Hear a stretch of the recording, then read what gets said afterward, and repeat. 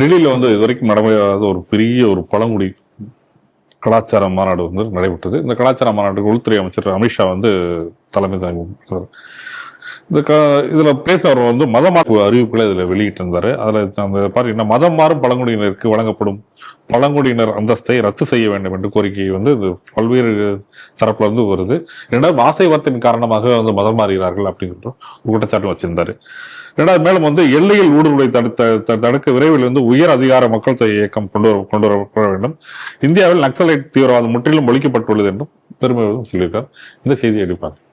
இது வந்து ஒரு வரவேற்கப்பட வேண்டிய ஒரு விஷயம். இன்னைக்கு அமித்ஷா அவர்கள் வந்து மிகப்பெரிய அளவுல என்ன சொல்லியிருக்கார், அதாவது என்ன அந்த பழங்குடியின மக்கள் அனைவரும் ஒரு மிகப்பெரிய ஒரு மாநாடு நடந்திருக்கு. அந்த மாநாடுல வைக்கப்பட்ட ஒரு முக்கியமான கோரிக்கை என்ன அப்படின்னு சொன்னா, மதம் மாறியவர்களை இந்த பழங்குடி அந்தஸ்திலிருந்து விலக்க வேண்டும் அப்படிங்கக்கூடிய ஒரு கோரிக்கையை அந்த இடத்துல அந்த மக்கள் வந்து வைத்திருக்கிறார்கள். அது வந்து சீக்கிரத்துல அது கொண்டு வரப்படும் என்று அமித்ஷாவும் உறுதி அளித்திருக்கிறார் என்பது வரவேற்கப்படக்கூடிய விஷயம். ஆனால் பாஜக இதில் உறுதியாக இருக்க வேண்டும் என்பதே நம்மளுடைய பிரார்த்தனை. காரணம் என்ன அப்படின்னு சொன்னா, ஏற்கனவே வந்து மதமாறியவர்களுக்கு சலுகைகள் கிடையாது என்று பல உயர் நீதிமன்றங்கள் தீர்ப்புகள் எல்லாம் வந்த பிறகும் கூட கேரளாவுக்கு ஜே.பி. நட்டா அவர்கள் போயிருக்கும் பொழுது அவர் என்ன சொன்னார்னு, இந்த மாதிரி ஒரு கோரிக்கை வரும் பொழுது அதை பரிசீலிக்கலாம் அப்படின்னு பாதிரியார்கள் மத்தியில பேசினது இப்பவும் ஞாபகம் இருக்கிறது. அதே போல அதற்காக ஒரு குழு அமைக்கலாம்னு சொல்லிட்டு ஒரு குழுவையும் அமைத்த கதையும் நமக்கு நினைவில் இருக்கு. அதனால நமக்கு வந்து ஒரு சின்ன ஒரு பயம் வருகிறது. இத வந்து என்னடா சொல்றாங்களே, இந்த ஒரு நெருடலாக மனதிற்கு.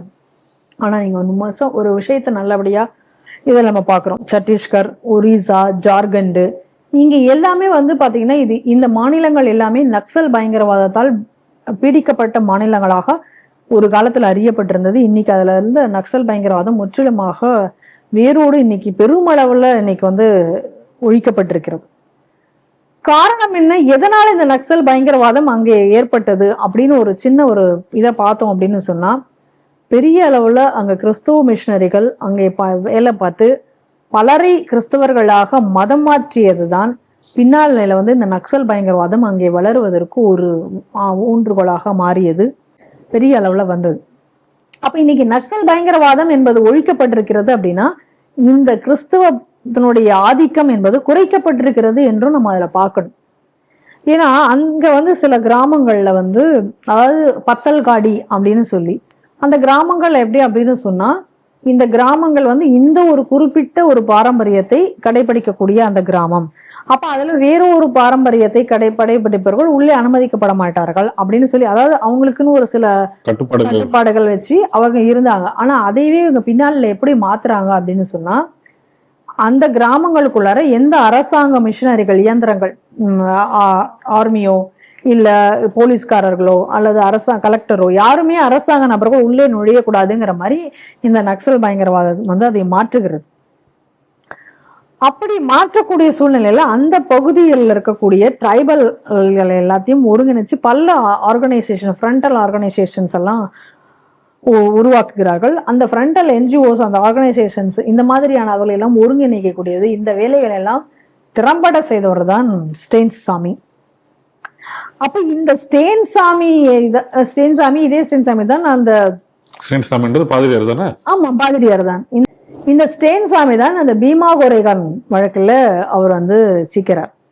அப்ப அந்த பீமா கோரேகான் வழக்கில் அவர் சிக்கும் பொழுது, அவர் வந்து சிறையில் அடைக்கப்பட்ட பொழுது அவருக்காக குரல் கொடுத்தவர்கள் யார் யார் என்று நல்லா பாருங்க. தமிழகத்துல இருந்து வரைக்கும் அந்த பியூஷ் மானுஷ் வரைக்கும் இப்ப அந்த ஸ்டேன் சாமிக்கு ஏதோ ஒரு நினைவு சின்னம் ஏதோ எல்லாம் அமைச்சிருக்கிறதெல்லாம் நம்ம பாக்குறோம். முன்னாள் முதல்வர் கூட இந்த ஸ்டேன் சாமி இறந்த பொழுது அஞ்சலி செலுத்துவதற்கு சென்றாருங்கிறதெல்லாம் நம்ம பாக்குறோம். அப்ப எந்த அளவுக்கு வந்து இந்த கிறிஸ்துவ மிஷனர்களுடைய வேலையானது இருந்திருக்கு அப்படிங்கிறத நம்ம பார்க்கணும். அப்ப இந்த கிறிஸ்துவ மத மாற்றம் தான் நக்சல் பயங்கரவாதத்திற்கு ஒரு பெருமளவு ஒரு ஊக்கமாக இருந்து செயல்பட்டது.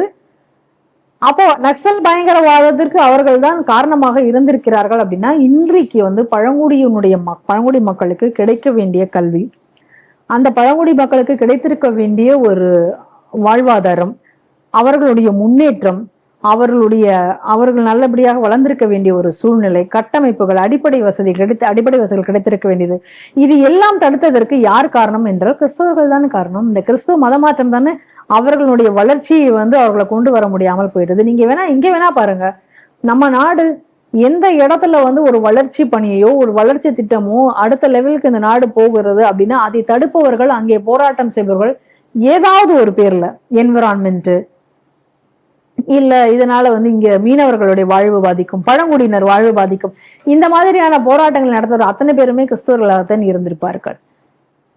உண்மையிலேயே அதனால எந்த பாதிப்பும் அவர்களுக்கு இருந்திருக்காது, அது சரி செய்யக்கூடியதாக தான் இருந்திருக்கும். ஆனால் அதை பாதிப்பு என்று சொல்லி அந்த வளர்ச்சியை அடுத்து வரவிடாமலே செய்திருப்பார்கள். அப்ப இன்னைக்கு பழங்குடியின மக்களுடைய வளர்ச்சியை தடுத்தவர்கள் இந்த கிறிஸ்தவர்கள், இந்த நாட்டினுடைய வளர்ச்சியை தடுத்தவர்கள் கிறிஸ்தவர்கள். அதனால இன்னைக்கு இதையெல்லாம் உணர்ந்துதான் இந்த மக்கள் இன்னைக்கு இந்த கோரிக்கையை வைத்திருக்கிறார்கள். இந்த மாதிரி மதம் மாறியவர்களுக்கு சலுகை கிடைக்கூடாது, அவர்கள் அதிலிருந்து வெளியேற வேண்டும், வெளியேற்றப்பட வேண்டும் அப்படின்னு சொல்லி இன்னைக்கு அந்த மக்கள் ஒரு மிகப்பெரிய கோரிக்கையை வச்சிருக்காங்க. ஒரு விஷயம் நல்லா பாருங்க, இன்னைக்கு மகாராஷ்டிரால கூட ஒரு அமைச்சர், பேர் என்னன்னு மறந்துட்டேன், அவங்க என்னன்னா எந்த மதத்துல ஒரு மராட்டியாக இருந்தாலும் எந்த மதத்துல வேணா இருந்தாலும் பிரச்சனை இல்லை அப்படின்னு சொல்லியிருக்காரு அவர்.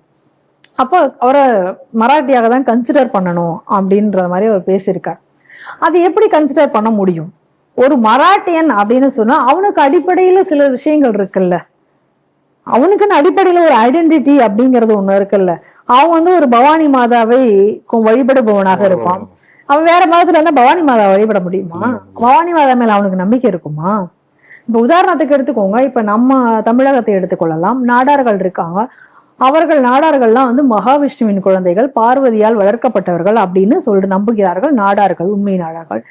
இந்த கிறிஸ்தவர்கள் மகாவிஷ்ணுவையும் பார்வதியும் நம்புகிறார்களா? இல்லை. அவர்கள் இழிவுபடுத்த தானே செய்வார்கள். அப்படி இழிவுபடுத்த செய்யக்கூடியவர்கள் அந்த மதத்திற்கு மாறின பிறகு அந்த கிறிஸ்துவ நாடார்கள் அப்படின்னு எப்படி நீங்க சொல்ல முடியும்? அவங்க கிறிஸ்தவன் தானே, நாடார் ஐடென்டிட்டி எப்படி அவங்களுக்கு கொடுக்க முடியும்? நம்ம யோசிச்சு பாருங்க. ஜம்பு மகரிஷி வழி வந்தவர்கள் வன்னியர்கள் அப்படின்னு சொல்றாங்க. அதே நேரத்துல அந்த வன்னியர்கள் கிறிஸ்தவராக மாறின பிறகு கிறிஸ்தவ வன்னியர்கள்ங்கிற அடையாளம் எப்படி அவங்களுக்கு இருக்கும்? ஜம்பு மகரிஷியவே நம்பாதவன் தானே கிறிஸ்தவன். அப்ப நீ அந்த மதத்துக்கே மாறின பிறகு எப்படி நீங்க கிறிஸ்தவ வன்னியர்கள்ங்கிற ஐடென்டிட்டி வைக்க முடியும்? இன்னைக்கு பிராமணர்கள் கிறிஸ்தவ பிராமணர்கள்னு வச்சிருக்காங்க. பிராமணர்கள்ங்கிறவங்க சில சடங்குகள், சில வேதத்தை வைத்து செய்யக்கூடிய பின்பற்றினால் மட்டும் வேதத்தை பின்பற்றக்கூடிய சில சடங்கு முறைகள் வச்சிருக்காங்க. அவங்களுக்குன்னு அந்த யாக மத்த இத்தியாதிகள்லாம் இருக்கிறது. அதை இல்லாம நம்பிக்கை இல்லாதவன் கிறிஸ்தவன். நீ கிறிஸ்தவத்துக்கு வந்த பிறகு எப்படி கிறிஸ்தவ பிராமணர்கள் அடையாளம் உனக்கு இருக்க முடியும்? அப்ப இந்த மாதிரியாக இன்னைக்கு இது ஒரு முன்னுதாரணமாக இந்த பழங்குடியினர் மக்கள் இன்னைக்கு என்ன சொல்றாங்க அப்படின்னு சொன்னா, இவர்கள் இதுல இருந்து வெளியேற வேண்டும் அப்படின்னு. இந்த ஒரு மாற்றம் இருக்குல்ல, இந்த மாற்றம் ஒவ்வொரு ஜாதியிலையும் வர வேண்டும். ஒவ்வொரு ஜாதியிலும் இப்ப கிறிஸ்தவ வன்னியர்கள் அப்படின்னு கிடையாது. நீ போயிட்டு இல்ல, கிறிஸ்தவ மதத்துக்கு போயிட்டு இல்ல, அப்ப நீ வன்னியன்ற அடையாளம் உனக்கு தர முடியாது, நீ போ, அதோட முடிஞ்சு போச்சு. நாடார் நீ ஒருத்த மதம் மாதிரி அந்த பக்கம் கிறிஸ்தவனா போற, எனக்கு கிறிஸ்தவன் அவ்வளவுதான், நீ நாடார்ன்ற ரைட்ஸை நீ எடுக்க முடியாது அப்படின்னு சொல்லி ஒரு இந்த ஜாதி சங்கங்களும் ஒரு ஜாதி அமைப்புகளும் அதை உணர்ந்து தங்களுடைய ஜாதியினுடைய பெருமையை முழுவதுமாக உணர்ந்து இந்த மாதிரியான ஒரு மாற்றத்திலிருந்து வெளிவந்தார்கள் என்றால் இந்த மதம் மாற்றம் என்பது முற்றிலும் இந்த மண்ணில் என்பது தடுக்கப்படும் என்பதில் எந்த விதமான ஒரு சந்தேகமும் கிடையாது. அதனால இது இன்னைக்கு இந்த பழங்குடியினர் மக்களுடைய இந்த மனமாற்றத்தை நாம் முழுமையாக வரவேற்க வேண்டும். அமித்ஷாவினுடைய அந்த கூற்றையும் நாம் வரவேற்க வேண்டும். இது இம்மண்ணில் நிகழ வேண்டும்.